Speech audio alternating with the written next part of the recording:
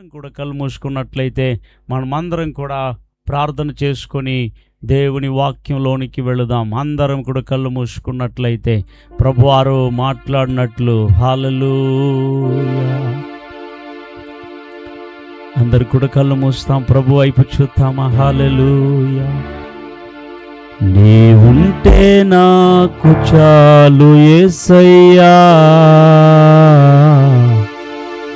నీవెంటే నేనుంటానేసయ్యా, నీవుంటే నాకు చాలు యేసయ్యా, నీవెంటే నేనుంటానేసయ్యా, నీ మాట చాలయ్యా, నీ చూపు చాలయ్యా, నీ తోడు చాలయ్యా, నీవు చాలయ్యా, నీ మాట చాలయ్యా, నీ చూపు చాలయ్యా. అందరు కర్మలు పెట్టి నాతో మాట్లాడిన ఆయన మనిషి మాటలు వినడానికి రాలేదు. దేవమా, నీ లేఖనాల ద్వారా నీ మాటలు వినడానికి నాతో మాట్లాడు, నా జీవితంతో మాట్లాడు.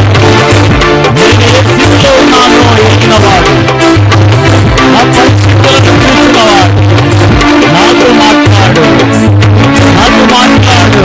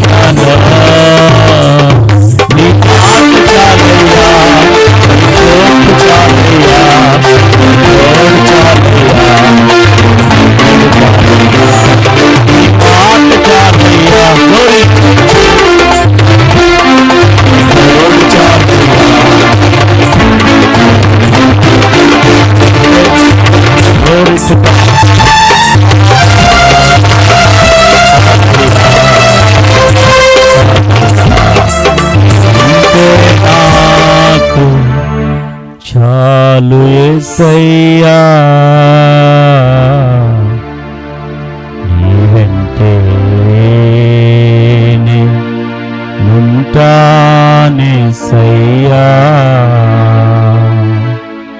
మిక్కిలిగా ప్రేమిస్తున్న పరలోకపు తండ్రి, నీ పరిశుద్ధమైన పాదములకు వందనాలు. ఒకటి చక్కటి వాతావరణాన్ని మాకు అనుగ్రహించి ఇటు రీతిగా నీ మాటల్ని పంచిపెట్టుటకు మీరిచ్చిన మంచి అవకాశం బట్టి వందనాలు. నిష్ప్రయోజనమైన సేవకుని దేవా, మీ పనిని మాత్రం చేయడానికి నిలబడి ఉన్నాను. శరీరమో మాంసమో కాదు, మా అనుభవాలు కాదు, ప్యూర్లీ వర్డ్ ఆఫ్ గాడ్. ఓ స్వచ్ఛమైన నీ వాక్యము ప్రతి వారిలోనికి వెళ్ళునుగాక. ఈ మాటలు వింటున్న ప్రతి హృదయాలను కదిలించునుగాక తండ్రి. అనేకుల్ని ఆకర్షించునుగాక, అనేకుల్ని తాకునుగాక, అనేకుల్ని విడిపించునుగాక. నీ వాక్యంలోని శక్తి, నీ వాక్యంలోని మహత్యం, నీ వాక్యంలోని ప్రభావం ఈ విలేజ్ అంతటా వెళ్ళునుగాక. ఈ వాక్యమును విననీయకుండాన్నట్లుగా పోరాడే ఆకాశ దురాత్మల సమూహములను యేసు నామములో కట్టి బంధిస్తున్నాం right now in the name of Jesus. ప్రతి హృదయాలను, చెవిటి హృదయాలను, బండబారిన హృదయాలను, మోయబడిన హృదయాలను, కట్టబడిన ప్రతి కట్టులను యేసు నామములో విప్పుతున్నాం ప్రభువా. నీ అధికార నామములో ఆజ్ఞాపిస్తున్నా. ఆనాడు లూదియా హృదయమును తెరచినట్లుగా ఈ మాటల యందు లక్ష్యముంచున్నట్లు, ఈ మాటలను గ్రహించున్నట్లు అనేకుల మనోనేత్రములు వెలిగించబడును గాక. అపవాది కట్టిన కట్టులు యేసు నామములో ఫటాఫట్ అయిపోను గాక. అనేకులకు కనువిప్పు కలుగునట్లుగా మాట్లాడము. మహిమ, ఘనత, ప్రభావములు మీకే అర్పించుకుంటూ యేసు నామములో ప్రార్థించి వేడుకొనుచున్నాము తండ్రి, ఆమేన్. హల్లెలూయా. ప్రభువు మంచివాడు, ఆయన కృప నిరంతరములు ఉండునుగాక. దేవునికి స్తోత్రము కలుగునుగాక. కాబట్టి యోహాను సువార్త 5వ అధ్యాయము, యోహాను సువార్త 5వ అధ్యాయము వచనములు 2వ వచనము. యెరూషలేములో గొర్రెల ద్వారము దగ్గర హెబ్రీ భాషలో బెతెస్దా అనబడిన ఒక కోనేరు కలదు. బెతెస్దా అనబడిన ఒక కోనేరు కలదు. దానికి 5 మండపములు కలవు. దానికి 5 మండపములు కలవు. ఆయా సమయములకు దేవదూత కోనేటిలో దిగి నీళ్లు కదిలించుట కలదు. నీరు కదిలింపబడిన పిమ్మట మొదట ఎవడు దిగునో వాడు ఎట్టి వ్యాధి గల వాడైనను బాగుపడును. గనుక ఆ మండపములలో రోగులు, గ్రుడ్డివారు, కుంటివారు, ఊచకాల చేతులు గలవారు గుంపులుగా పడి ఉండిరి. అక్కడ చాలండి. దేవునికి మహిమ కలుగునుగాక. యేసుక్రీస్తు ప్రభుల వారు శరీరధారిగా ఉన్న దినములలో జరిగిన ఒక మిరాకిల్ని మనం చూడబోతూ ఉన్నాం. అయితే గమనించండి, అక్కడ యెరూషలేములో బెతెస్దా అనే ఒక కోనేరు కలదు. బెతెస్దా అనే ఒక కోనేరు కలదు. బెతెస్దా అంటే అర్థం ఏమిటంటే దయగల ఇల్లు. బెతెస్దా అంటే దయగల ఇల్లు. గమనించాలి, బెతెస్దా అనే మాట హెబ్రీ భాషలోని మాట. కాబట్టి బెత్ అనగా ఇల్లు, స్థా అనగా దయ, మెర్సీ, కరుణగల ఇల్లు, దయగల ఇల్లు.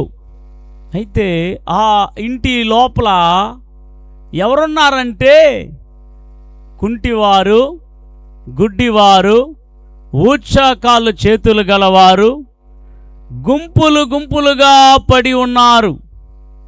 ఎక్కడున్నారంటే దయగల ఇంటిలో. బెతెస్దా అనగా దయగల ఇల్లు. రోగాల నుండి విడుదల పొందడానికి, స్వస్థపరచబడ్డానికి, బాగు చేయబడ్డానికి అక్కడ గుంపులుగా పడి ఉన్నారు. వారు ఎవరి కోసం ఎదురు చూస్తున్నారంటే ఎప్పుడు కదిలించబడతాదా, ఏ రోగి ముందు దిగుతాడా, వాడు బాగుపడేవాడు. ఆ కోనేటికి చుట్టూ 5 మండపాలున్నాయి. ఆ మండపాలలో కాసుకొని ఉన్నారు వీరు. అయితే గమనించాలి, ఎందరు బాగుపడ్డారో మనకు లేఖనాల్లో కనబడలేదు. ఎందరు స్వస్థపరచబడ్డారో లేఖనాలు కనబడలేదు. అయితే అక్కడ క్లియర్గా రాయబడి ఉంటున్నది, అనేకులైతే గుంపులుగా పడి ఉన్నారు. దేవదూత ఎప్పుడు వస్తాడో తెలీదు. నెలకొకసారి వస్తాడో, సంవత్సరానికి ఒకసారి వస్తాడో, ఎప్పుడు వస్తాడో తెలీదు. కానీ ఆ దేవదూత వచ్చి ఆ నీళ్లను కలిపితే ఎవడు చూసుకుంటూ మొదటగా దిగుతాడో వాడు బాగుపడేవాడు. అయితే ఆ గుంపులుగా ఉన్న జనాలు ఆ కరుణగల ఇంటిని ఎదురు చూస్తూ ఉంటున్నారు. అయితే ఎంతమంది ఆ కరుణగల ఇల్లు కరుణించిందో తెలియదు. లోకములో చాలా ఇండ్లు ఉంటూ ఉన్నాయి. ధనవంతుల ఇల్లు ఉంటూ ఉన్నాయి, రాజకీయ నాయకుల ఇండ్లు ఉంటూ ఉన్నాయి, అధికారుల ఇండ్లు ఉంటున్నాయి, డాక్టర్ల ఇండ్లు ఉంటున్నాయి, కలెక్టర్ల ఇండ్లు ఉంటున్నాయి, అనేక రకరకాల ఇండ్లు కలిగి ఉన్నారు. ఏ యొక్క ఇండ్లలో నుండి ఎలాంటి హెల్ప్ జనాలకు వెళ్తుందో తెలియదు. ఇక్కడ కూడా చెప్పడానికి దయగల ఇల్లు, ఆ దయ కోసం ప్రజలు 1000 కళ్ళతో వేచి చూస్తున్నారు, వెయిట్ చేస్తున్నారు. కానీ ఎంతమంది బాగయ్యారో తెలియదు ఆ దయగల ఇంటిని నమ్ముకున్న వాళ్ళు. అయితే గమనించండి ప్రియమైన వారలారా, అయితే అక్కడ ఎంతోమంది పడి ఉన్నట్లుగా మనం చూస్తూ ఉన్నాం. అయితే తర్వాత వచనంలో మనం గమనించినప్పుడు 38 ఏండ్ల నుండి వ్యాధి గల ఒకడు ఉండెను అక్కడ ఉన్నాడు. హల్లెలూయా చెప్తారా? ఎన్ని ఏండ్ల నుండి? 38 ఏండ్ల నుండి. ప్రియమైన దేవుని బిడ్డలారా, ఈ వ్యాధిగ్రస్తుడు ఇతనితో పాటు గుంపులుగా ఉన్నవారు దేనికోసం ఎదురు చూస్తున్నారు? స్వస్థత కోసం ఎదురు చూస్తున్నారు. దేని వైపు ఎదురు చూస్తున్నారు? దేవదూత ఎప్పుడు వస్తాడని ఎదురు చూస్తుంటున్నారు. దేని వైపు చూస్తుంటున్నారు? కోనేటిని ఎప్పుడు కలుపుతాడబ్బా, ఎప్పుడు కలుపుతారు అని ఎదురు చూస్తుంటున్నాడు. అయితే ఎప్పుడు వస్తాడో దేవదూత, ఎప్పుడు పోతాడో దేవదూత, ఎంతమంది దిగుతున్నారో, ఎంతమంది బాగుపడుతున్నారో. అయినప్పటికీ 38 సంవత్సరాలు ఒక వ్యక్తి ఎంతో ప్రయాసతో ఉంటున్నాడు. ఎలాగైనా నేను స్వస్థపరచబడాలి అని ఎదురు చూస్తూ ఉంటున్నాడు. కానీ 38 ఇయర్స్గా అతడు కోనేట్లో దిగలేదు, స్వస్థత అయితే పొందలేదు, రోగిగానే ఉన్నాడు. హల్లెలూయా చెప్తారా? ఆ వాక్యానికి మనం వెళుదాం. ఇప్పుడు 5వ వచనంలో మనం చూచినప్పుడు అక్కడ 38 ఏండ్ల నుండి వ్యాధిగల ఒక మనుష్యుడు ఉండెను. యేసు వాడు పడి ఉండుట చూచి వాడప్పటికి బహుకాలము నుండి ఆ స్థితిలో ఉన్నాడని ఎరిగి స్వస్థపడగోరుచున్నావా అని వానిని అడుగగా. హల్లెలూయా చెబుతారా? ఇప్పుడే దేవుని వర్తమానంలోకి మనం వెళ్ళబోతున్నాం. వారు నమ్మినది యేసుని కాదు, వారు నమ్మినది కోనేటిని. వారు ఎదురు చూస్తున్నది దేవదూతని. వారు ఎప్పుడు ఆ వాటర్ కలుపుతాడో అని ఎక్స్పెక్ట్ చేశారు. అయితే ఎప్పుడు కలిపాడో, ఎప్పుడు జరిగిందో, ఎప్పుడు బాగుపడ్డారో మనకు అక్కడ రికార్డెడ్గా రాయబడలేదు. బాగుపడుతూ ఉండేవారు అని మాత్రమే రాయబడింది. కానీ 38 ఇయర్స్గా ఒక రోగి బాగుపడనే లేదు. గమనించాలి.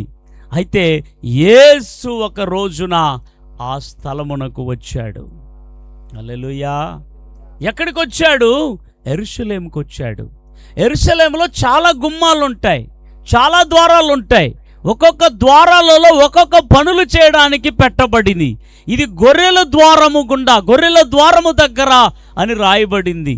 నేను ద్వారాల గురించి మాట్లాడబోను, కానీ ఇప్పుడు ఇక్కడ యేసు ప్రభు వారు ఏం చేశాడో దాని గురించే మాట్లాడబోతున్నాం. ఈ బెతెస్దా కోనేరు ఏం చేయలేదో దాని గురించి మాట్లాడబోతున్నాం. హల్లెలూయా చెప్తారా? ఈరోజు చాలామంది గమనించాలి, బెతెస్దా కోనేటిని నమ్ముకొని స్వస్థత లేనటువంటి స్థితిలో చాలామంది జీవిస్తూ ఉంటున్నారు. నేను ఫలానా వాళ్ళని నమ్ముకున్నాను, నేను ఫలానా దాన్ని నమ్ముకున్నాను, నేను ఫలానా అని చెప్పి చాలా లిస్టు చూపించే వాళ్ళు చాలామంది ఉన్నారు. అయితే నేను చెప్తున్నాను, ఆ ఇంటికి కరుణగల ఇల్లే, ఆ ఇంటికి దయగల ఇల్లే, అయినా కానీ ఆ ఇల్లు ఆ వ్యక్తికి దయ చూపించలేదు. హల్లెలూయా చెప్పాలి. అయితే ఒకే ఒక ఆయన వచ్చుచున్నాడు. ఆయనే మెర్సీ ఆఫ్ గాడ్, ఆయనే కృపగల దేవుడు, ఆయనే దయగల దేవుడు. కోనేరు చూపలేని దయ, దేవదూతలు చూపలేని దయ, ఓ వారి యొక్క స్థితిగతిని మార్చలేని ఆ అద్భుతమైన దయగలవాడు, కృపగలవాడు. హల్లెలూయా. పరిశుద్ధ గ్రంథంలో ఆయనకు ఒక మాట ఇలా రాయబడింది. ఆ మాట చదువుకుందాం. కీర్తనల గ్రంథము 30వ అధ్యాయము 33వ వచనం, 30వ అధ్యాయములో 3వ వచనంలో ఈ వాక్యం ఇలా రాయబడి ఉన్నది. వేగంగా చదువుకుందామా? యెహోవా 30వ అధ్యాయము 3వ వచనము. అయ్యారు, యెహోవా 30వ అధ్యాయము 3వ వచనం. పాతాళములో నుండి నా ప్రాణమును లేవదీసితివి.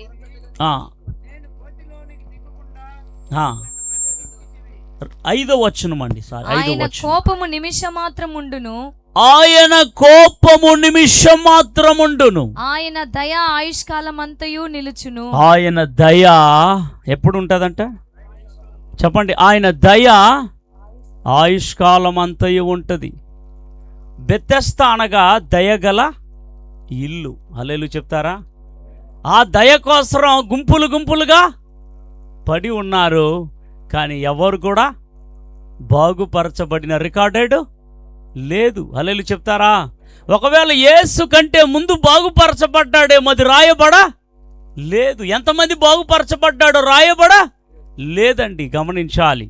అయితే ఆ దయ కొరకు కనిపెట్టారు, అది కూడా వారికి దయ చూపించలేదు.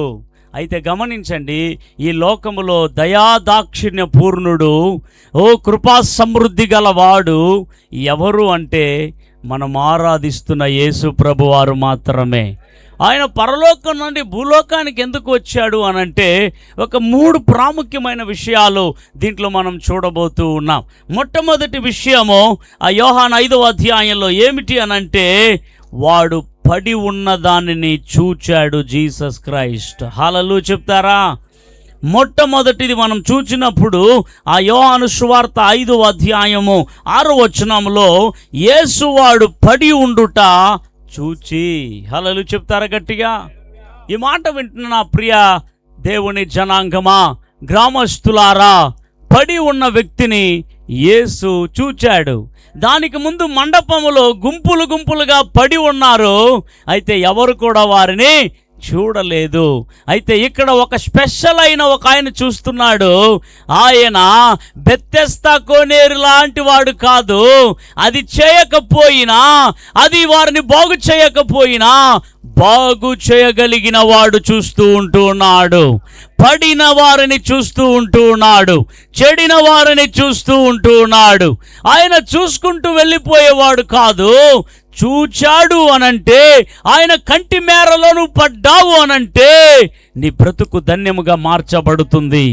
ఒకవేళ ప్రియ సహోదరి సహోదరులారా, ఈ కూడికలో, ఈ మీటింగ్లో, లేదా ఈ యొక్క మైక్ ద్వారా, ఈ శబ్దం ద్వారా వింటున్నటువంటి మీ జీవితంలో కూడా ఏదో ఒక స్థితిలో మీరు పడిపోయిన స్థితిలో ఉండవచ్చు.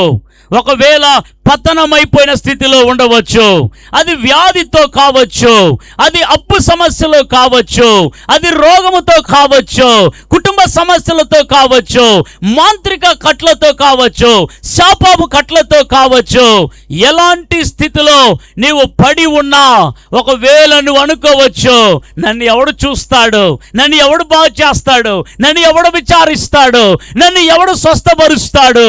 ఒకవేళ అలాంటి స్థితిలో ఉన్నట్లయితే నేను ప్రకటిస్తున్న యేసు ఆయన చూచుచున్న దేవుడు, ఆయన చూచుచున్న దేవుడు, నీ పరిస్థితిని చూచుచున్న దేవుడు, నీ కుటుంబ పరిస్థితిని చూచుచున్న దేవుడు.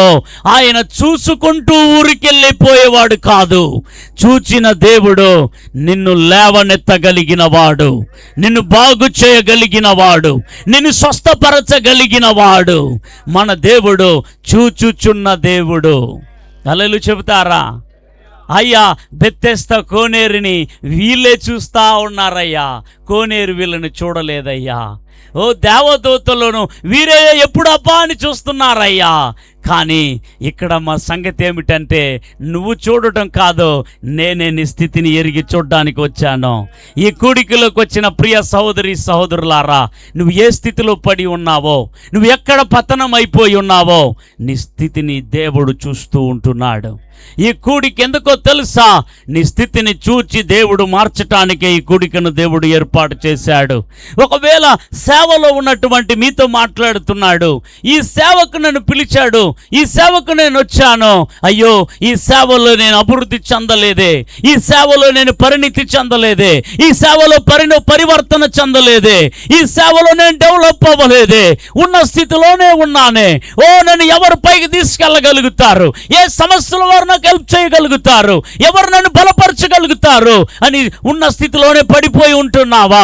నేను ప్రకటిస్తున్న యేసు నిన్ను కూడా చూస్తుంటున్నాడు, నీ వ్యక్తిగత జీవితాన్ని చూస్తుంటున్నాడు, నీ ప్రయాసను చూస్తుంటున్నాడు, నీ పరిగెత్తేది చూస్తుంటున్నాడు, నువ్వు రాత్రి వేళ పరిగెత్తేది చూస్తుంటున్నాడు, ఆకలి దప్పులు చూస్తుంటున్నాడు, నిందల అవమానాలు చూస్తుంటున్నాడు.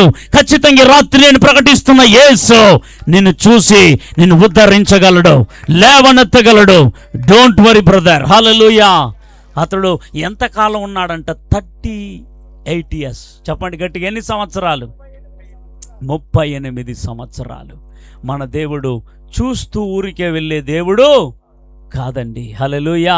2 విషయాలు మాత్రం చూపించి నేను వేగంగా ముందుకు వెళ్తాను. ఇశ్రాయేలీలో వారు పడుతున్న శ్రమను చూచినవాడు. హల్లెలూయా చెప్తారా? నిర్గమకాండంలో మనం చూచినట్లయితే, నిర్గమకాండము వేగంగా తీసుకుందాం. నిర్గమకాండము 2వ అధ్యాయము 3వ అధ్యాయానికి వెళ్ళిపోదాం, సమయం లేదు కనుక. 3వ అధ్యాయము 2వ అధ్యాయం 23-24 వచనాల్లో ఉంటుంది. తర్వాత 3వ అధ్యాయము 7వ వచనంలో దేవుడు మాట్లాడుతున్నాడు. మరియు యెహోవా ఇట్లా నేను ఐగుప్తులో నున్న నా ప్రజల బాధను నిశ్చయముగా చూచి తిని పనులలో తమ్మును కష్టపెట్టు వారిని బట్టి వారు పెట్టిన మొరను వింటిని వారి దుఃఖములు నాకు తెలిసే ఉన్నవి. హల్లెలూయా చెప్తారా? వీరు ఎవరు పెట్టారు? మొర పెట్టారు ఇశ్రాయేలీలు. వీరు ఎక్కడున్నారు? దేవుని ప్రజలు, దేవుని స్వకీయ సంపాద్యం. వీరు ఎక్కడున్నారు? ఐగుప్తు దేశంలో ఉన్నారు. వీరు ఏం చేస్తున్నారు? స్వతంత్రంగా ఉన్నారా? సంతోషంగా ఉన్నారా? హ్యాపీగా ఉన్నారా? ధనవంతులుగా ఉన్నారా? ఉన్నతమైన స్థితిలో ఉన్నారా? దేవుని ప్రజలే, కానీ వారు బానిసత్వంగా ఉన్నారు. వెట్టి చాకిరి పనులు చేస్తున్నారు. కుడి కాలైన చేతులైన రాజు ఆజ్ఞ లేకుండా ఆడించకూడని నిర్బంధమైన స్థితిలో ఉంటూ ఉన్నారు. అయితే ఎన్ని రోజులు ఏడ్చారో, ఎన్ని రోజులు మొరపెట్టారో. దేవుడు అనేవాడు ఉంటే రావచ్చు కదా. ఒకవేళ గ్రామంలో చాలామంది చెప్పవచ్చు, దెబ్బ మీద దెబ్బ పడినప్పుడు, గాయాల మీద గాయాలు పడినప్పుడు, అందరూ చేయి వదిలినప్పుడు, నాకు ఎవరు సహాయం చేస్తారనేటప్పుడు దేవుడు అనేవాడు ఉంటే చూస్తున్నాడో అని ప్రశ్నించే నా ప్రియ సహోదరి సహోదరులారా, ఈ రాత్రి వేళలో ప్రభు అంటున్నాడు, చూచుచున్న దేవుడు, ఇశ్రాయేలును చూచినవాడు. ఈ మడవనేరులో ఉన్న ప్రతి కుటుంబం ఆయనకు తెలుసు. ఇక్కడ కూడకిలకు వచ్చిన ప్రతి వారి బాధ ఆయనకు తెలుసు, ప్రతి శ్రమ ఆయనకు తెలుసు. ఇశ్రాయేలీలను చూచిన వాడు ఊరుకున్నాడా? ఆగాడా? ఏం చేశాడంటే దిగి వచ్చాడు. హల్లెలూయా చెప్పాలి గట్టిగా. ఈ మడవనేరుకి యేసు ప్రభుని తీసుకొని రావటానికే ఈ కూడిక. నీ స్థితిని, నీ గతిని మార్చే ఒక రాత్రి. నేను ప్రకటిస్తున్నాను, యేసు దగ్గరికి రా, నీ జీవితం మారిపోతాయి. నువ్వు ఏ స్థితిలో పడి ఉన్నానో నిన్ను దేవుడు లేవనెత్తుతాడు. హల్లెలూయా చెప్తారు గట్టిగా. ఇశ్రాయేలీలను చూచిన దేవుడు ఆయన కదిలించబడ్డాడు, దిగి వచ్చాడు, మోషేను పంపాడు. అద్భుతాలు చేసి బయటికి తీసుకొని రాగలిగాడు. వెట్టి చాకిరిని మార్చివేశాడు, బానిస బంధకాలను విరిచివేశాడు, ప్రతి సాతాను కోటల్ని కూల్చివేశాడు. ఈ రాత్రి యేసయ్య చేయడానికి ఆయన సిద్ధంగా ఉన్నాడు. ఆనాడు మోషేను ఎలా పంపాడో ఈ రోజు సేవకులైన మమ్మల్ని అందరినీ పంపి ఉన్నాడు. మిమ్మల్ని ప్రతి కట్ల నుండి విడిపించడానికి, మిమ్మల్ని లేవనెత్తడానికి యేసు ఈ లోకానికి, మమ్మల్ని గ్రామానికి పంపించి ఉన్నాడు. హల్లెలూయా చెప్తారా? అక్కడ చూచాడు ఇశ్రాయేలీయుల యొక్క ఆక్రందనను దేవుడు విడిపించాడు. హల్లెలూయా. ఆదికాండములో 16వ అధ్యాయంలో హాగారు కన్నీళ్లను చూచాడు ఆయన. హాగారు కన్నీళ్లను చూచాడంట. చూడండి 16వ అధ్యాయంలో ఆయన చూచుచున్న దేవుడవు. 16వ అధ్యాయంలో క్లియర్గా మనకు కనబడుతూ ఉన్నది. ఆయన ఎవరంట? 13వ వచనంలో అది చూచుచున్న దేవుడవు నీవే అను పేరు తనతో మాట్లాడిన యెహోవాకు పెట్టెను. ఏలయనగా నన్ను చూచిన వాణ్ణి ఎక్కడ చూచి తిని కదా అని అనుకునేను. హల్లెలూయా చెబుతారా? ఈ హగారు పరిస్థితి మనకు తెలుసు. అవునండి, కుటుంబంలో నుండి వెలివేయబడి తరిమివేయబడి గర్భము దాల్చి కుటుంబాన్ని వదిలి పరిగెత్తుకుంటూ వచ్చింది. శ్రమను తట్టుకోలేక పరిగెత్తుకుంటూ వచ్చింది. ఆమె దాసురాలే, ఆమె యూదురాలు కాదు, ఆమె పనికెత్తరాలే. కానీ దేవుడు ఆమె కోసం పరిగెత్తుకుంటూ చూచాడు వచ్చి. హల్లెలూయా చెప్తారా? ఆమె చెప్తారా? ఇశ్రాయేలీయులను చూచాడు, పనికెత్తరాలైన హాగారును చూచాడు. ఈరోజు ప్రతి వారిని చూస్తూ ఉంటున్నాడు. పడిపోయిన వ్యక్తిని 38 సంవత్సరాలుగా పడిపోయిన వ్యక్తిని చూసిన అదే దేవుని కన్నులు, అదే దేవుని కనుమేర ఈ రాత్రి కూడా నిన్ను చూడటానికి వచ్చి ఉన్నాడు. నువ్వు ఏ స్థితిలో పడి ఉన్నావో యేసు రాత్రి ఆ స్థితి నుండి లేవనెత్తబోతున్నాడు. హల్లెలూయా చెబుతారా? 2004వ సంవత్సరంలో మమ్మల్ని చూడ్డానికి వచ్చిన దేవుడు ఈ రాత్రి మిమ్మల్ని చూడ్డానికి వచ్చి ఉన్నాడు. 2004వ సంవత్సరంలో, అవునండి, మా ఫాదర్ గారు full gospel church in India church నుండి బయటకు వస్తున్నారు, ఆ సంస్థ నుండి బయటకు వస్తున్నారు. అవునండి ప్రియ దేవుని బిడ్డలారా, ఆ బయటకు వస్తున్నప్పుడు భయంకరమైన టెంప్టేషన్, శ్రమలు, పోరాటములు, అలాగ సమస్త నుండి పోరాటములో, సమస్త వారి దగ్గర నుంచి పోరాటములో, అలాగే మాకు ల్యాండ్స్ చర్చి కట్టడానికి భూములు కొనిస్తానని వచ్చిన వారు కొనిస్తానని చెప్పి చీట్ చేసి తీసుకెళ్ళిపోయినటువంటి శ్రమలు, 1 కాదు 2 కాదు.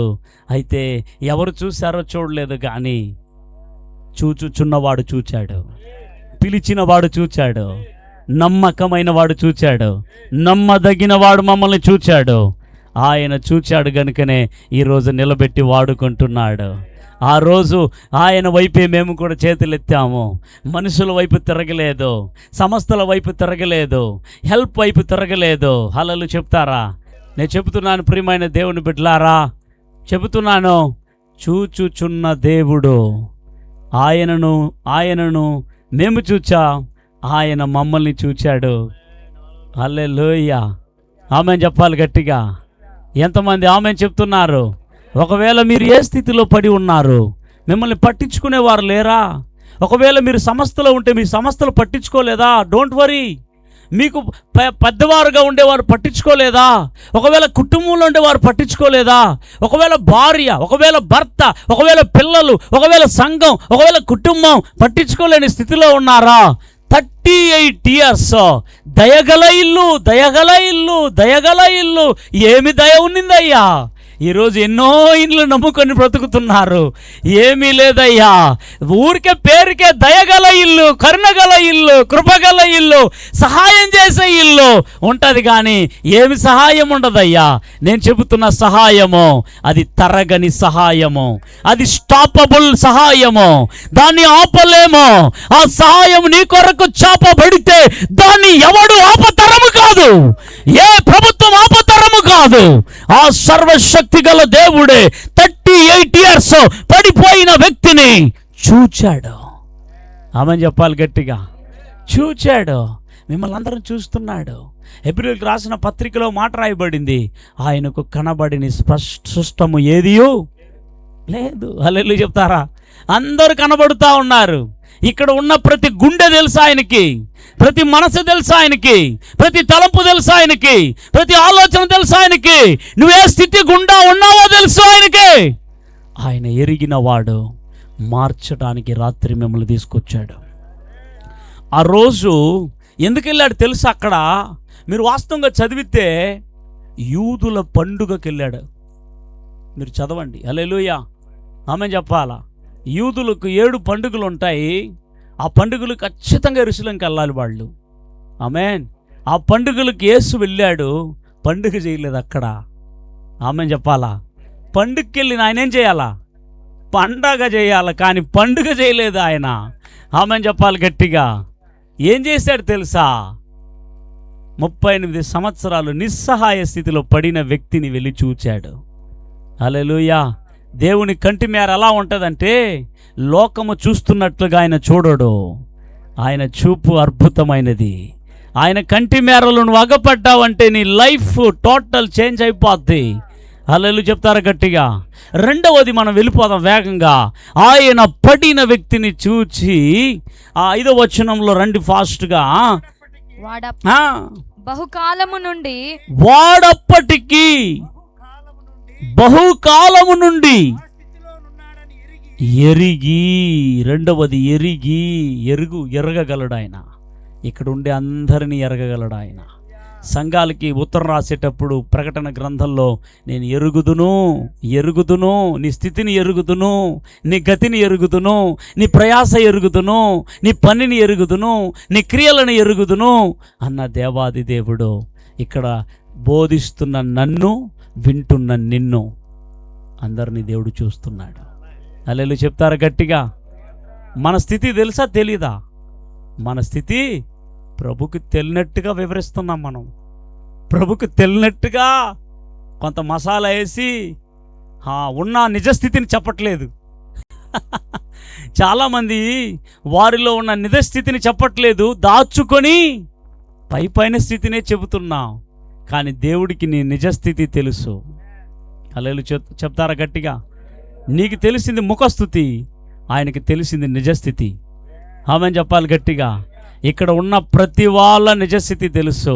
గుర్తుపెట్టుకో, దేవుడు ఎప్పుడు కూడా నీ యొక్క సేవను చూసి బ్లెస్ చేసేయడు. ఆ సేవ నీ యొక్క మోడల్లో చేస్తున్నావా, లేకపోతే దేవుని యొక్క వేలో చేస్తున్నావా అనేదే ఇంపార్టెంట్. ఈరోజు చాలామంది సేవ చేసి మిగిలింది కష్టమే, మిగిలింది శ్రమే. హల్లెలూయా చెప్తారా? ఇక్కడ క్లియర్గా రాయబడింది, వాడు అప్పటికి ఆ స్థితిలో బహుకాలము నుండి స్థితిలో ఉన్నాడని ఎరిగి. హల్లెలూయా చెప్తారా? మూడవదికి వెళ్దాం మళ్ళీ. హల్లెలూయా చెప్తారా? మొదటిది చూచినవాడు, రెండవది ఎరిగినవాడు. హల్లెలూయా ఆమెను చెప్తారా గట్టిగా?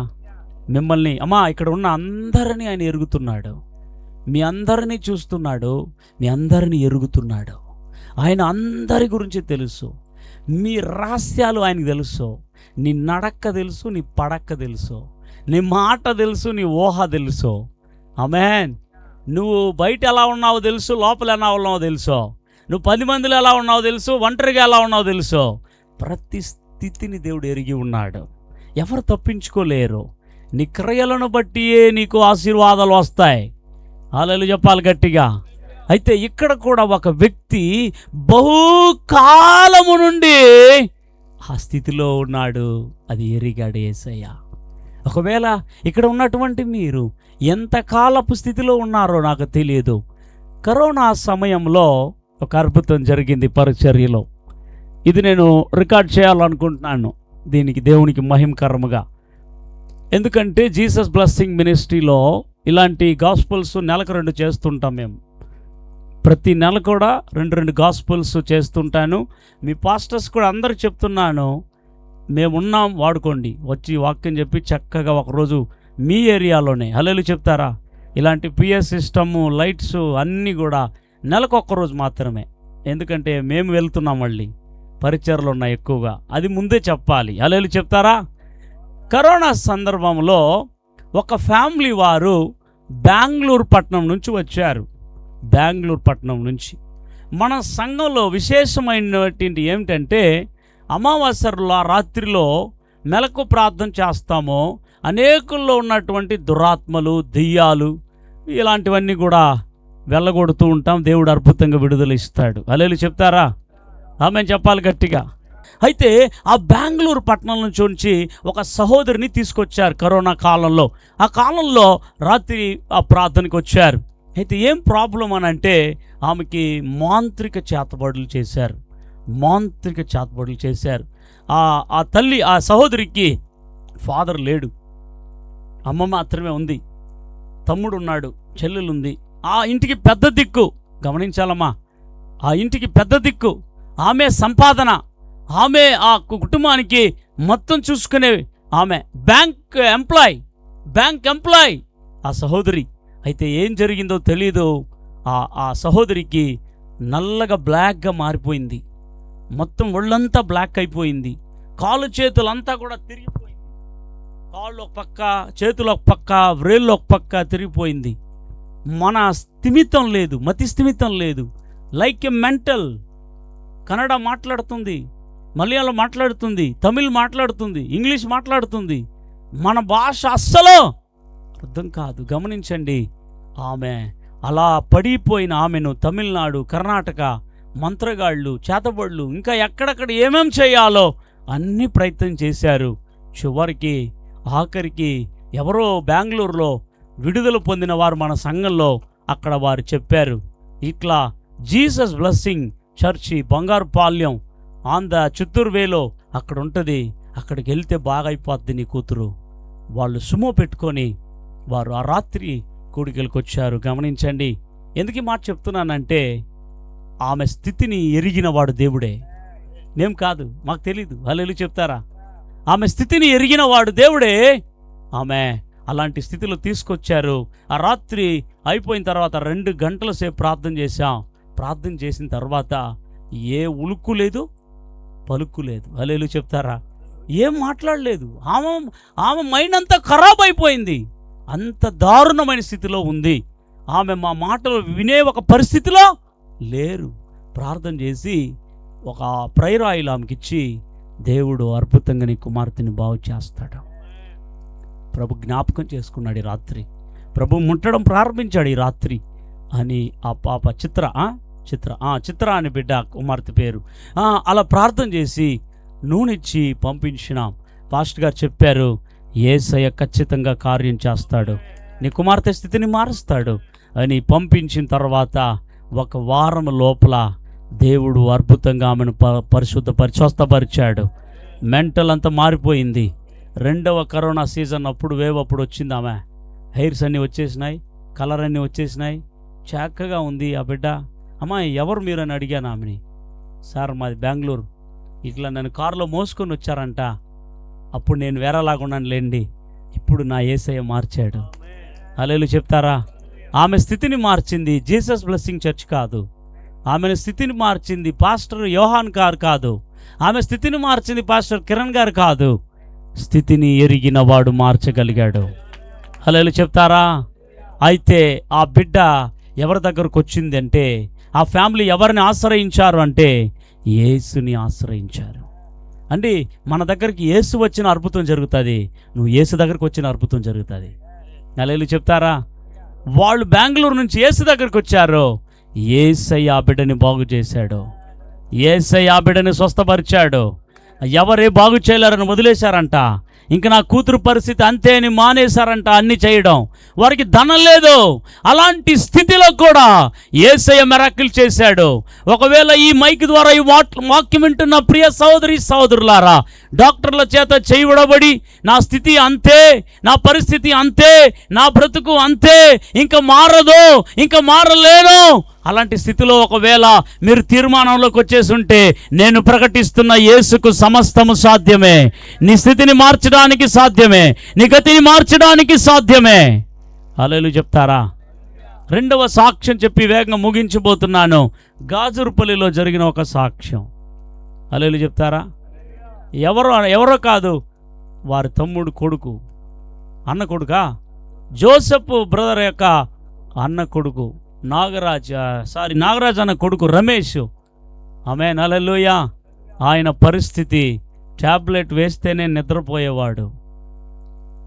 ఆయన పరిస్థితి డిగ్రీ డిస్కంటిన్యూ, పనికి వెళ్ళేవాడు కాదు. హల్లెలూయా చెప్తారా?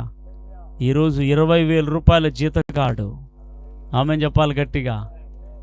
అందరు కూడా అతన్ని మెంటల్ అనుకున్నారు కదనా, సైకో అనుకున్నారు, ఇంకా వీడు బాగుపడ్డు అనుకున్నారు.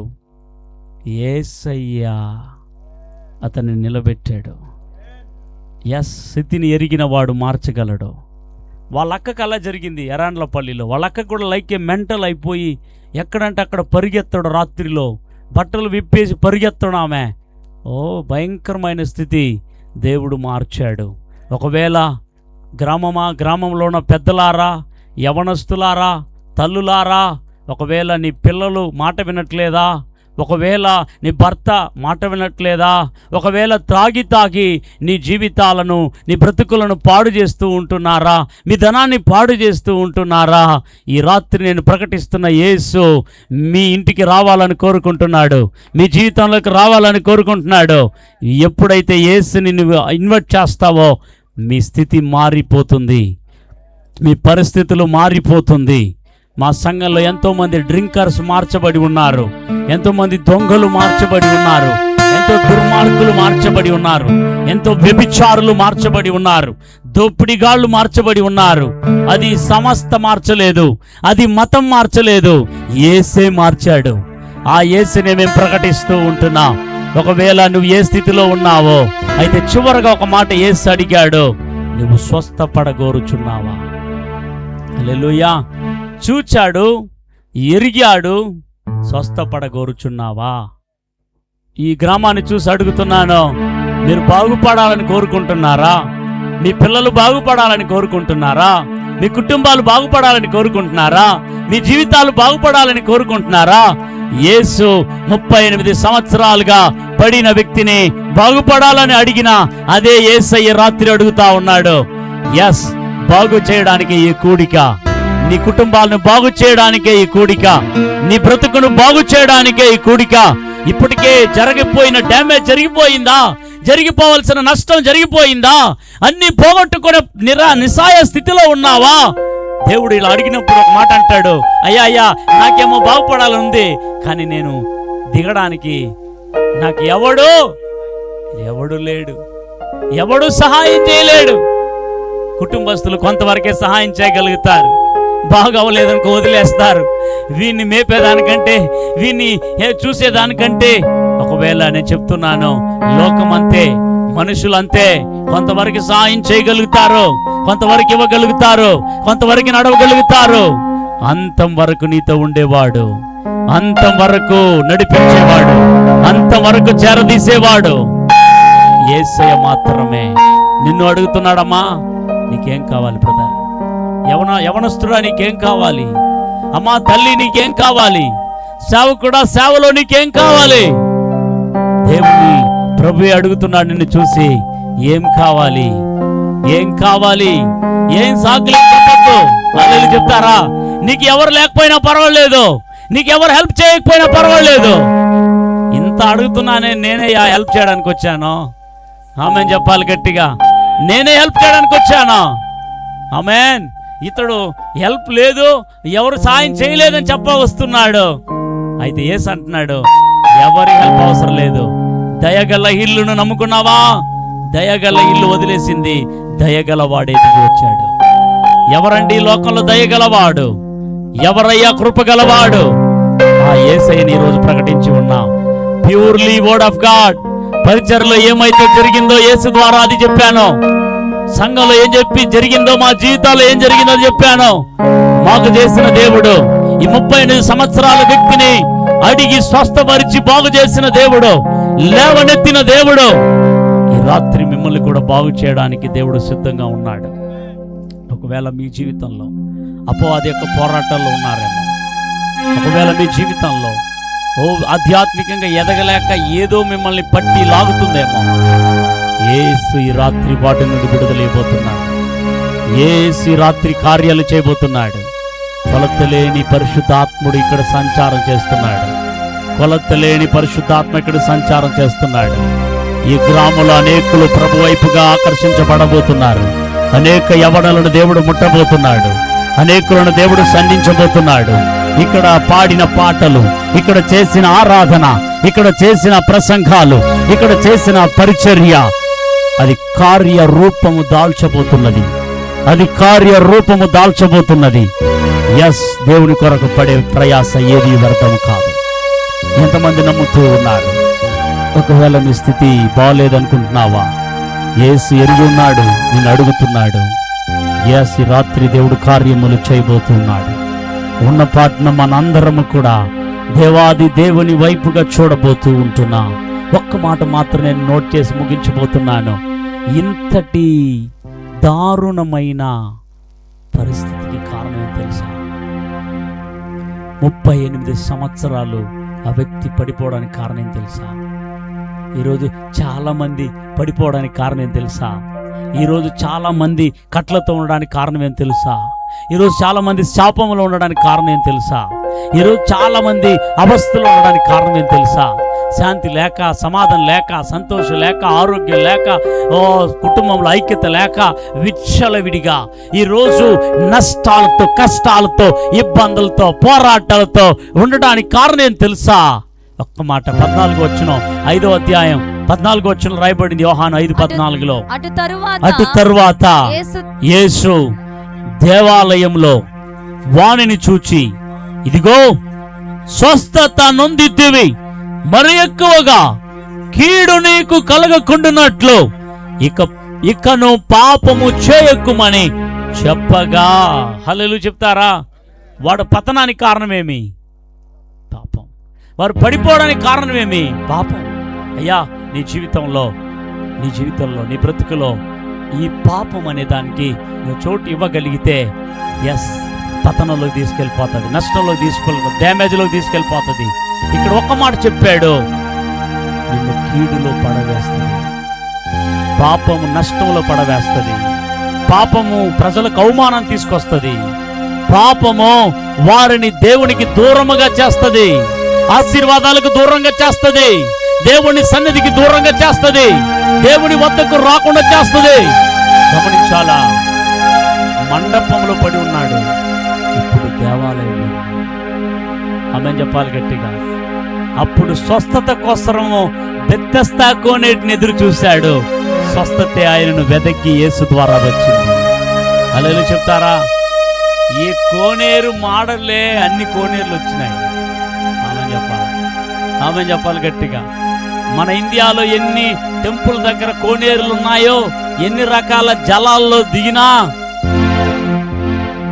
కాశీకి పోయినా కర్మ పోతాం. హల్లెలూయా. ఎన్ని కోనేట్లో దిగినా, ఎందుకంటే ఆ వాటర్లో పాపక్షమాపణ లేదు, కర్మాలు పోవు, జన్మ పాపాలు పోవు. జన్మ కర్మ పాపాలు పోయేది రక్త ప్రోక్షణలోనే. అది పవిత్ర రక్తం, అది నిష్కల రక్తం, అది నిర్దోష రక్తం, అది గొర్రె పిల్ల వంటి యేసు రక్తం. నేను ఒకటే చెప్పి ముగిస్తున్నాను. సేవకులు అంత్య దినాల్లో పడిపోవడానికి చాలా అపవాది పన్నాగాలు వేస్తున్నాడు. జాగ్రత్తగా ఉండాలి. సంఘానికి వస్తున్న యవన బిడ్డలు జాగ్రత్తగా ఉండాలి. సేవకురాండ్లు జాగ్రత్తగా ఉండాలి. బిలీవర్స్, విశ్వాసులు జాగ్రత్తగా ఉండాలి. ఎందుకంటే దేవునికి దూరం చేసేది సాతాను ఒకటి, పాపం. పాపాలు 2 రకాలు ఉంటాయి. హల్లెలూయా. క్లాసిఫికేషన్ ఆఫ్ సిన్ అది కాదు, మరణకరమైనది మరణం కానిది అది కాదు. హల్లెలూయా చెప్తారా? ఇన్నర్ సిన్, అవుటర్ సిన్ అని చెప్పాలి. చాలా అవుటర్ సిన్ చేయరు, అదే నేను చూస్తాడు, అయ్యో ఆయన చూస్తాడు. అవుటర్ సిన్ ఎవరు చేయరు, భయపడతాం. కానీ ఇన్నర్ సిన్ చెప్పండి, ఏం సిన్? అంతరంగ పాపం, లోపల పాపం. కళ్ళు బాగుండదు, కళ్ళు బాగాలేదు, ఒళ్ళు బాగుండదు, ఒళ్ళు బాగలేకపోతే ఇంకేం బాగుండదు, మొత్తం ఊనం అయిపోవచ్చు. ఆమె చెప్పాలి గట్టిగా, ఆమె చెప్పాలా? ఆ పాపంలో ఎక్కువ కామం అనే పాపం, dangerous spirit, one of the devil spirit. ఆమె హల్లెలూయా. గత మీటింగ్స్లో మాట్లాడాను, how many types of spirits in the world. ఎన్ని రకాల ఆత్మలు పనిచేస్తున్నాయి, ఏ ఆత్మలు ఎఫెక్టెడ్ అయిపోతున్నారు అని ఒక మెసేజ్ ఇచ్చాను తెలుగులో 3 రోజుల కూడికలో. హల్లెలూయా చెప్తారా? ఆమేన్ హల్లెలూయా. దాంట్లో వన్ ఆఫ్ ద స్పిరిట్ ఇదిగా, కామాన్ని రెచ్చగొట్టే స్పిరిట్. జాగ్రత్తగా ఉండాలి. అమ్మో, జాగ్రత్తగా ఉండాలి. పాస్టర్లు జాగ్రత్తగా ఉండాలి. యవన పిల్లలు జాగ్రత్తగా ఉండాలి. మందిరానికి వచ్చేవాళ్ళు జాగ్రత్తగా ఉండాలి. తోలు ఒలి చేయాలి. హల్లెలూయా చెప్తారా? ఏం ఒలి చేయాలా? ఆమె చెప్పాలి గట్టిగా. జాగ్రత్తగా ఉండాలి. సేవకులు పిల్లలు, సేవకురాండ్లు very very important. Distance maintain చేయాలి. ఎందుకనంటే ఈనాడు అపవాది సంఘాలను, సేవకులను, విశ్వాసాలను చావు దెబ్బ కొడుతున్నాడు. ఈ మాట చెప్తున్నాను, నీవు పాపము చేయకము, మరి ఎక్కువగా కీడు నీకు కలగకుండానట్లు. కీడు నువ్వు మంచిగా ఉంటే జరగదు, గుర్తుపెట్టుకో. దేవుడికి ఇష్టం లేని జీవన శైలిని వెళ్ళినప్పుడే కీడులో పడతావు. దేవుడు మంచి వాళ్ళకు కీడును తీసుకొని రాడు. దేవుడు కీడు విషయమై మనుషులను శోధింప జాలడు. హల్లెలూయా చెప్తారా? శోధింపడు. అయ్యా, ఇక్కడ ఉండేవారిని, ఈ గ్రామంలో ఉండేవారిని ఎవరిని దేవుడు కష్టాలు పెట్టి శోధనలు పెట్టి శోధించేవాడు కాదు. చాలా మంది అనుకుంటారు ఇట్లా పెట్టి తీసుకొస్తాడంట. అట్లేం లేదండి. హల్లెలూయా చెప్తారా? అవన్నీ ఉత్తుత్తి మాటలండి. దేవుడు అందరిని తన బిడ్డలుగా క్షేమముగా చేయాలని దేవుని ప్రగాఢమైన ఆశ. కానీ ఎందుకంటే బైబిల్లో రాయబడింది, మనుష్యుడు ఎలాగనంట ఏడవబడి మర్రులు కొల్పబడి. యాకోబులు అంటాడు కదా మాట 1వ అధ్యాయంలో, మనుష్యుడు ఎలా పడిపోతున్నాడంట కీడులో శోధనలో అనంటే, అక్కడ చూడండి ఒక్క మాట మాత్రం.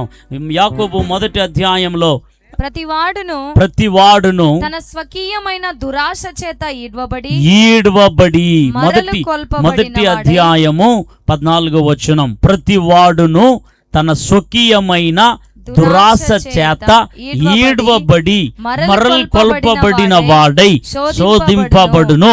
దురాశ గర్భము ధరించి పాపమును కనగా పాపము పరిపక్వమై మరణమును కనును. హల్లెలూయా చెప్తారా? పడిన వాడిని చూశాడు, ఎరిగాడు, బాగుపడతావని అడిగాడు, సాకులు చెప్పాడు. ఓకే, అన్నీ అయిపోయింది, స్వస్థ ఎత్తుకొని రా అన్నాడు, నడిచాడు. అయిపోయింది నా పని, గప్పు చిప్పడం, నా ఇష్టముగా ఉంటాననుకుంటాడు. చాలా మంది సంఘంలో కూడా, ఓ నాకు విడుదలైపోయింది, నాకు దయ్యపీడితుల నుండి విడుదలైంది, రోగం నుండి విడుదలైంది, ఓ సంఘంలోకి వచ్చాను, దేవాలయంకి వచ్చాను, చర్చిలోకి వచ్చాను. ఆడిందే ఆట, పాడిందే పాట కాదు. హల్లెలూయా చెప్తారా? అందుకే వార్న్ చేశాడు. అంతవరకు ఏసీ అని తెలీదు అతనికి. హల్లెలూయా చెప్తారా? దేవాలయంలో ఉంటే చూశాడు, రే కీడు కలగకుండాన్నట్లుగా పాపము చేయకము అన్నాడు. ఈరోజు పాపములు ఎలా వస్తాయనంటే దురాశ. ఎలా? దురాశ ఏం ధరిస్తుంది? ఈ దురాశ రావడానికి ముందు ఏం జరుగుతుందంట?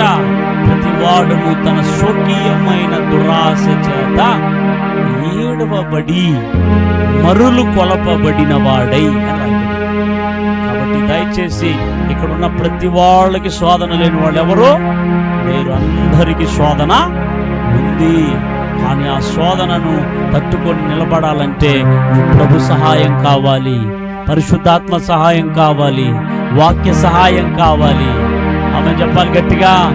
అందుకని పాపం నుండి రక్షించబడి తిరిగి విడిపించబడి తిరిగి కడగబడి తిరిగి మళ్ళీ కడిగిన పంది పడినట్లు, కుక్క వాంతికి ఎత్తినట్లు మళ్ళా తిరిగి ఏమవ్వకూడదు. మనం జాగ్రత్త.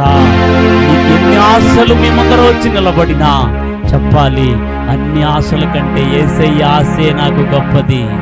యేసయ్య ఆశలోనే నాకు ఆనందం, యేసయ్య ఆశలోనే నాకు సంతోషం, యేసయ్య ఆశలోనే నాకు సమాధానం. పాపం చేస్తూ ఉంటారు, సేవ చేస్తూ కూడా అక్రమంగా ఉంటారు. అలాంటి వారిని దేవుడు అంటాడు, అక్రమకారులారా నా యొద్ద నుండి తొలగిపోండ్రా, మీ శాట చింపేస్తాను. హల్లెలూయా చెప్తారా? జాగ్రత్త. ఎలా ఉంటున్నా మనం? సేవ కంటే సేవ జీవనం విధానం చాలా ముఖ్యం. ఆమేన్. నేను చెప్తా ఉంటాను పాస్టర్స్ అందరికి కూడా, ప్లీజ్ నేను పిలవలేదని కంగారు పడను. నేను దేవుడు చెబితేనే పిలవాలి, దేవుని ప్రేరణ ఉంటే పిలవాలి. పెన్మూరులో చెప్పాను, నానా 3 రోజులు మీరేనా అన్నాడు ఆ పాస్టర్ గారు. అన్నా 3 రోజులు నేను వద్దులేనా, ఎవరన్నా పిలిచి వేయన్నా అన్నాడు. హల్లెలూయా చెప్తారా? అప్పుడు మాట చెప్పాను, అన్నా నీకు ప్రేరణ ఉంటేనే పిలవాలన్నా. నేను పాట కచేరీ లాగా అంట పాట పాడను, నేను నవ్వించేదంతా నా దగ్గర ఉండదు, కవించేదంతా ఉండదు. సీరియస్గా వాక్యం మాత్రం చెప్తా. ఆమె చెప్తారా? హల్లెలూయా. ఎందుకనంటే నేటి దినాలలో కథానాయకులు, మంచి మంచి సింగర్స్, వర్షిప్పర్స్ వాళ్ళే తీసుకొచ్చి అదే మీటింగ్ అని అయిపోతుంది. ఆమె చెప్పారు గట్టిగా అని చెప్పాను. దేవుడు ప్రేరణ ఉంటే మాత్రమే పిలవాలి. ఆమె చెప్పాలి గట్టిగా. కాబట్టి నేను ఎవరిని అడగను, అయ్యా నేను ఎందుకు మీటింగ్ పిల్లలే, నేను పిలవచ్చు ఉండొచ్చు కదా.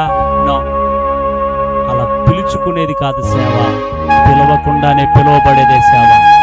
ఆమె చెప్తారు గట్టిగా. హల్లెలూయా చెప్పాలి గట్టిగా. కాబట్టి దేవుడు చెప్తున్నాడు చివరి మాట, ఏం చేయకూడదు చెప్పండి, పక్కన వచ్చి చెప్పండి, ఏం చేయకూడదు?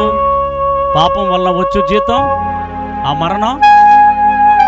చెప్పేసేయండి, ఖాళీలు పూరించండి. ఆ పాపం ఎక్కడ తీసుకెళ్తుంది? ఆ మరణం నిత్య నరకం. నరకంలో అగ్ని ఆరదు, పురుగు చావదు. అక్కడికి వెళ్ళడానికి ఆ దేవుడు నిన్నని తెలుసుకున్నది. అక్కడి నుండి అందరిని తప్పించడానికి, పరలోకానికి తిరపడానికే ఈ కూడిక. హల్లెలూయా. ఈ మడవనేరు కొరకు ప్రార్థన చేద్దామా? అందరు కూడా ఉన్న పాటన లేచి నిలబడదామా? Please everybody stand up. ఒక నిమిషం ప్రార్థన చేయబోతున్నాం. సేవకులుగా చేయగలుగుదాం, విశ్వాసులుగా చేయగలుగుదాం. మొదటగా నీ స్థితిని దేవుడు ఎరిగి ఉన్నాడు. నీ స్థితిని దేవుడు మార్చగలడు. ఆనాడు 38 సంవత్సరాల రోగిని, పడి ఉన్న వ్యక్తిని, నిస్సహాయ స్థితిలో ఉన్న వ్యక్తిని, ఎవరే హెల్ప్లెస్ గా ఉన్న వ్యక్తిని, ఎవరే ఆదుకోని వ్యక్తిని, ఎవరే పట్టించుకోని వ్యక్తిని ఒక ఆయన వచ్చి పట్టించుకున్నాడు. ఒక ఆయన వచ్చి చూచాడు. ఒక ఆయన ఎరిగానని చెప్పాడు. ఒక ఆయన వచ్చి అడిగాడు, ఓ నువ్వు స్వస్థపడ కోరుచున్నావా అని అడిగాడు. ఈ రాత్రి అదే యేసు, అదే ప్రభువారు, అదే రక్షకుడు, ఆయన వాక్కు రూపిగా, ఆయన ఆత్మ రూపిగా ఆయన మన మధ్యలోకి వచ్చి ఉన్నాడు. ఈ రాత్రి నిన్ను కూడా అడుగుతున్నాడు, నా ప్రియ సహోదరి, నా ప్రియ సహోదరుడా, నీవు స్వస్థపడగోరుచున్నావా? నువ్వు బాగుపడగోరుచున్నావా? ఓ నీవు బాగుగా బ్రతకగోరుచున్నావా? నువ్వు దీవించబడగోరుచున్నావా? నువ్వు బలపరచబడగోరుచున్నావా? ఆధ్యాత్మిక ఎదగగలుగుచున్నావా? ఓ సేవలో పరిణితి చెందగలగాలని కోరుకుంటున్నావా? ఈ స్థితి నుండి మరొక స్థితిలోనికి నీ సేవ వెళ్ళాలని ఆశిస్తున్నావా? అయితే వీడు రాకున్నట్లు ఆజ్ఞాతిక్రమమే పాపం, ఆజ్ఞాతిక్రమమే పాపం. దేవా, పాపం ఇవ్వండి ప్రభువా. యేసయ్య, శరీర ఆశలను జయించుటకు, నేత్రాశలను జయించుటకు, జీవపు డంబాన్ని జయించుటకు కృప ఇవ్వండి. ఓ లోకాన్ని జయించుట కృప ఇవ్వండి. శరీర ఆశలను జయించుట కృప ఇవ్వండి. ఈరోజు అనేకులు శరీర ఆశల వలనే జీవించుచుండియు సుఖభోగాలతో జీవించేవాడు చచ్చిన వాడు రాయబడింది లేఖనాలు. ఈరోజు ఎంతో మంది చావవలసినది, చంపబడవలసినది, తొలగించబడవలసినది నీ హృదయంలోని, మనస్సులోని, కళ్ళలో ఉండకూడదు. యేసయ్య మిమ్మల్ని లేవనెత్తడానికి రాత్రి వచ్చి ఉన్నాడు. మిమ్మల్ని ఉద్ధరించడానికి రాత్రి వచ్చి ఉన్నాడు. ఒకవేళ మడవనేరులో ఉన్న గ్రామమా, పెద్దలారా, అక్కలారా, అన్నలారా, ఇది మతము కాదండి, మార్గం అండి. పాడైన బాగుపడని వారిని బాగుపరిచే దేవుడండి. కోనేటినే నమ్ముకున్నాడు, అది బాగు చేయలేదండి. కోనేరు అతనిని చేయవదిలేసిందండి. ఇలా ఈరోజు మీరు ఎన్నో వాటిని నమ్ముకొని కోల్పోయి ఉన్నారు. నీ ధనాన్ని కోల్పోయి ఉన్నావు, నీ సమయాన్ని కోల్పోయి ఉన్నావు, నీ స్థానాన్ని కోల్పోయి ఉన్నావు, నీ సర్వాన్ని కోల్పోయి ఉన్నావు. ఇంకా ఎందుకు ఆలస్యం చేస్తావు? ఇంకా ఎందుకు సంకోచిస్తావు? నీవు ఆశించినది, నీవు ఎదురు చూచుచున్నది యేసు వద్ద ఉన్నది. ఆ యేసయ్య మీ గ్రామానికి వచ్చి ఉంటే నువ్వెందుకు ఇంట్లోనే కూర్చొని ఉన్నావు? నువ్వు ఇంకా ఎందుకు సంకోచిస్తున్నావు? యేసయ్య దగ్గరికి ఇంట్లో నుండే నీ హృదయాన్ని తెరిచి యేసయ్యని పిలువు. యేసయ్య నా హృదయంలోకి రండి. 38 సంవత్సరాల ఆ రోగిని స్థితిని, గతిని మార్చి, బ్రతుకునే మార్చి నా జీవితాన్ని కూడా నిలబడతామని నమ్ముతున్నాను. నా జీవితాన్ని కూడా లేవనెత్తండి, నా కుటుంబాన్ని లేవనెత్తండి, నా భర్తను లేవనెత్తండి, నా పిల్లలను లేవనెత్తండి.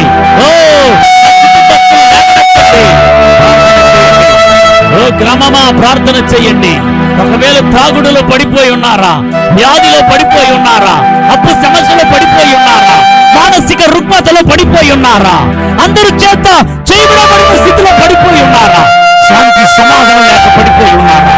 నెమ్మది లేక పడిపోయి ఉన్నారా? ఓడిపోయిన స్థితిలో పడిపోయి ఉన్నారా? చేతగాని స్థితిలో పడిపోయి ఉన్నారా? కృంగిపోయిన స్థితిలో పడిపోయి ఉన్నారా?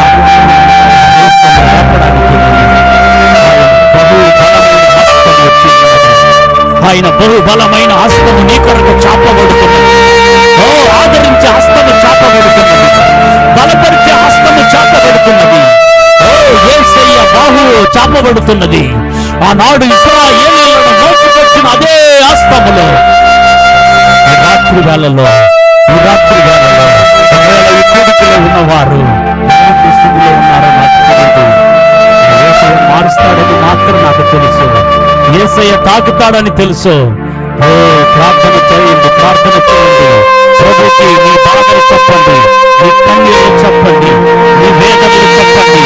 నీ యొక్క స్థితిని ఎరిగిన దేవుడు కార్యములు చేయబోతున్నాడు. రాత్రి కార్యములు చేయబోతున్నాడు. Hallelujah. Thank you Lord. Thank you wonderful God. అందరూ హల్లెలూయా. పడినా నన్ను లేపితివే, చెడినా నన్ను పడినా లేపితివే, చెడినా నన్ను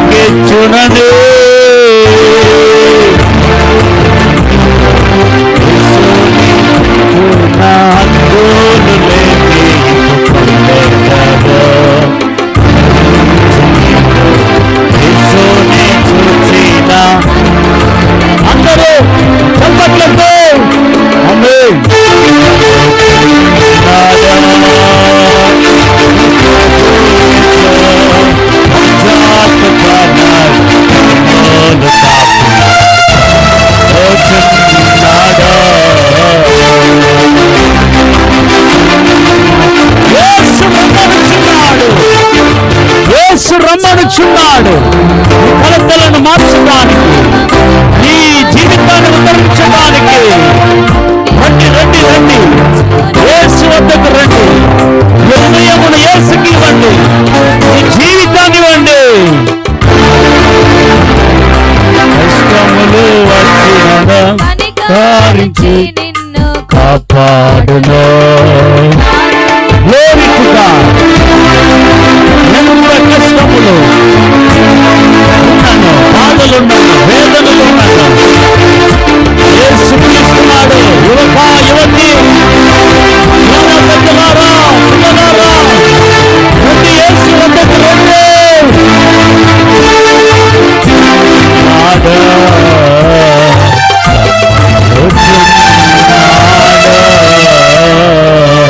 అందరూ రెండు చేతులు చాపి రమ్మానుచున్నాడు,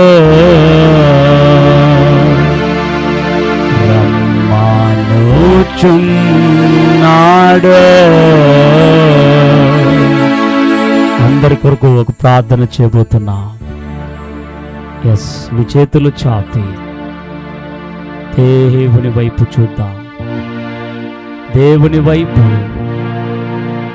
ఆయన బాహు హస్తము, బహుబలమైన హస్తము మీ అందరి మీదికి రాబోతున్నాయి. ప్రతి కోటలు కూల్చబడబోతున్నాయి. దేవుని కార్యములు జరగబోతున్నాయి. ఒకవేళ పోరాటములో ఉన్నావా, ఓ నిద్రలేమిలో ఉన్నావా, ఓ నీ యొక్క విపరీతమైన ఒత్తిడిలో ఉన్నావా, అప్పుల భారములో ఉన్నావా, శరీరం అంతటా వేదనలో ఉన్నావా, ఎవరో కంట్రోల్ చేస్తున్నారా, ఆత్మహత్య తలంపులు, చచ్చిపో, వెళ్ళిపో, నీ వల్ల ఏమి కాదు అన్న మాటలు పలికిస్తున్నాడా సాతాను. వాడికి రోజు ముగింపు, వాని క్రియలన్నీ లయమవబోతుంటున్నాయి. అందరూ ప్రార్థన చేయబోతుంటున్నాం. ఈ గ్రామము కొరకు ప్రార్థన చేయబోతుంటున్నాం. మిక్కిలిగా ప్రేమిస్తున్న పరలోకపు తండ్రి, ఈ పరిశుద్ధ పాదములకు స్తోత్రములు. సేవకులమందరము మీ వైపు చేతులు చాపుతున్నాం. నీవే మాకు ఆధారము, నీవే మాకు ఆధారము. నిస్సహాయులను ఆదుకునే దేవుడవు నాయన. ఈ స్వార్థ కూడికలో మీరు చూచుచున్నవాడని, ఎరిగిచున్నవాడని, అడిగి బాగు చేయువాడని, జీవితాలను ఉద్ధరించువాడని, కరుణగల ఇల్లే వారిని బాగు చేయకపోయినా, చెప్పిన వారే బాగు చేయకపోయిన లోకములో మీరు బాగు చేయగలవాడని మిమ్మల్ని ప్రకటించి ఉన్నాము తండ్రి. ఈ గ్రామంలో పడిన వారందరూ లేపబడినట్లుగా, కట్లను నుండి విడుదల పొందినట్లుగా, ప్రతి స్థితిగతులు మారునట్లుగా, బాగుపడునట్లుగా, ఈ గ్రామంలో ఉన్న పెద్దలేమి, చిన్నలేమి, యవనులేమి, వృద్ధులేమి, బాలురేమి అందరూ ఆకర్షితులవుదురుగాక, నీ వాక్కులో పట్టబడుదురుగాక, రక్షణ పొందుదురుగాక. నీ కార్యములు ఈ స్థలములో బహిరంగముగా జరుగునుగాక. ఈ కూడికల అనంతరము ఓ బహిరంగ ఫలితములు కలుగునుగాక. నీ రాజ్య సింహాసనం ఇక్కడ స్థాపించబడునుగాక. శత్రు కోటలు కూలునుగాక. ప్రతి అంధకార క్రియల లయమవునుగాక. ప్రతి అంధకార క్రియల లయమవునుగాక. ఈ గ్రామము విడుదల పొందునుగాక. ఈ గ్రామం మారు మనసు పొందునుగాక. రక్షణ పొందునుగాక. నేత్రములు తెరవబడునుగాక. బంధకాలు ఉడిపోవునుగాక. పడిన ప్రతి వారు లేవనెత్తుదురు బడుదురుగాక. ఈ గ్రామానికి మేలు జరిగించండి, అద్భుతాలు జరిగించండి. నీ అద్భుతాలు, మాత్కార్యాలు జరిగించండి గ్రామంలో తండ్రి. కూడి వచ్చిన సంఘస్థులు, కూడి వచ్చిన విశ్వాసులు, కూడి వచ్చిన సేవకులు, వారిని కూడా రైస్ అప్ చేయండి. వారిని కూడా వాడుకోండి. వారి సంఘాల్లో ఓ తండ్రి మంద పెరుగుతున్నట్లుగా పెరగని, ఓ గుంపులు రాని, గ్రామాలు రాని, ప్రజలు రాని, మహిమతో నింపండి. పరిచర్యల్ని, కుటుంబాలని ఆనంద పరవశులుగా చెయ్యండి. గొప్పగా దీవించండి. ప్రత్యేకంగా ఈ కూడికలు ఏర్పరిచినటువంటి ప్రియులు అన్నగారు గిదియోన్ అన్నగారిని బట్టి, శేఖర్ బ్రదర్ను బట్టి, వారి కుమారుడు మరొక రెండో కుమారుని బట్టి, వారి భార్య, పిల్లలు, వాళ్ళ కోడాండ్లు, వాళ్ళ ఫ్యామిలీ అందరూ నాయన, వారి కూతురు, అల్లుడు, వారి కుటుంబం అంతటా ఆశీర్వదించబడును గాక. సంతతి మీద ఆశీర్వాదమును సంతానం మీద నా ఆత్మను కుమ్మరిస్తానని సెలవిచ్చిన దేవా, వారి మీద నీ ఆశీర్వాదములు ఉండని, నీ ఆత్మ కార్యాలు జరగని వారి ద్వారా నీకు వందనాలు. వాడుకోండి. సమస్త మహిమ ఘనతలు నీకే అర్పించుకుంటూ యేసు నామములో ప్రార్థించి వేడుకొనుచున్నాము తండ్రి. గట్టిగా చప్పట్లు కొట్టి